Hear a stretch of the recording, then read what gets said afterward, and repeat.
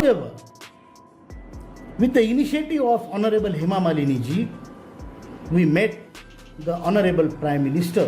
नमस्कार EPS 95 pension धारकों, आपका स्वागत है हमारे इस यूट्यूब चैनल टेक्निकल मोदी 2.0 में। EPS 95 पेंशन धारकों की पेंशन बढ़ोतरी के संबंध में और कई बड़ी और खबर सामने आ रही है। पूरी जानकारी हम आपको इस वीडियो के माध्यम से बताने वाले हैं। यदि आप चैनल पर नए हैं, चैनल को सब्सक्राइब कर दें और बेल आइकन को ऑल पे प्रेस कर दें। चलिए बढ़ते हैं अपनी खबर की तरफ। EPS 95 पेंशन धारकों की पेंशन बढ़ोतरी के संबंध में और जो कि हाल ही में कमांडर अशोक रावत जी प्रधानमंत्री नरेंद्र मोदी जी से मिलने के लिए गए थे, उसको लेकर काफ़ी बड़ी सूचनाएं सामने आ रही है। बात करें दोस्तों EPS 95 पेंशन धारकों की पेंशन बढ़ोतरी के संबंध में क्या स्थिति बनी हुई है। हाल ही में जो कि कमांडर अशोक रावत जी ने सबसे बड़ी एक सूचना दी है जो कि EPS 95 पेंशन धारकों के हित में है। बात की जाए तो EPS 95 पेंशन धारकों के लिए कमांडर अशोक रावत जी आरती आहूजा मैडम जी से मिलने जाएंगे। हाल ही में EPFO कार्यालय द्वारा एक YouTube चैनल पर सेमिनार आयोजन किया गया था।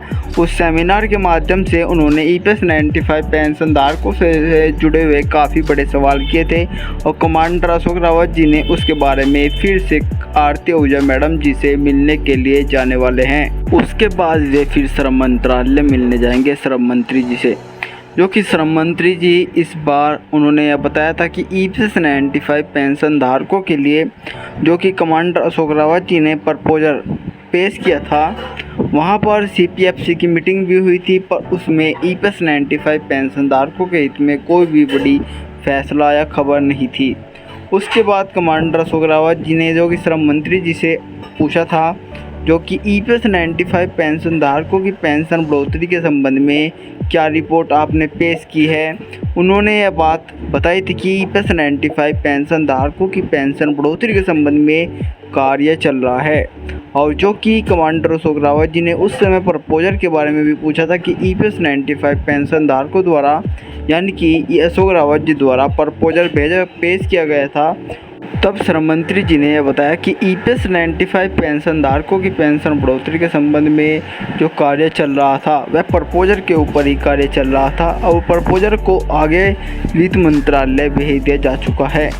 पर जो कि कमांडर अशोक रावत जी हाल ही में वित्त मंत्रालय से कुछ बड़े अधिकारियों से मिले थे, उनसे बातचीत करने के दौरान यह जानकारी सामने आई कि प्रपोजल जो कि वित्त मंत्रालय नहीं भेजा गया चुका है और जो कि प्रपोजल वह श्रम मंत्रालय में ही है और श्रम मंत्रालय में ही उस पर जो कार्रवाई चल रही है और कई बड़े रिपोर्ट पर साइन होने अभी बाकी हैं। साथ ही में अब वह कमांडर अशोक रावत जी श्रम मंत्रालय जाने वाले हैं EPS 95 पेंशन धारकों की पेंशन बढ़ोतरी के संबंध में।